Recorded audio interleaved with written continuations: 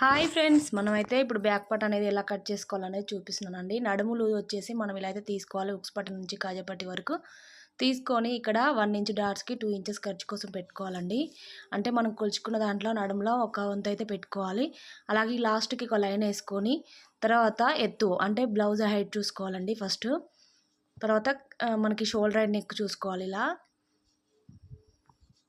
తర్వాత వీప్ కప్ అనేది ఎంత ఉందో చూసుకొని పావించు పైకి పెట్టుకోవాలి.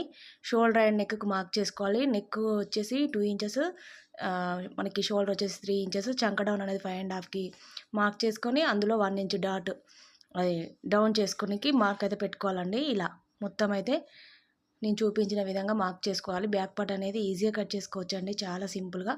కర్వ్ స్కేల్తో కర్వ్ తీసుకుంటే మీకు కొత్తగా నేర్చుకునే వాళ్ళకి పర్ఫెక్ట్గా వచ్చేస్తుంది. బ్యాక్ డాట్స్ అనేది ఇలా పెట్టుకోవాలి మనము. బ్యాక్ సైడ్ నెక్ పైకి రావద్దండి. Okay friends.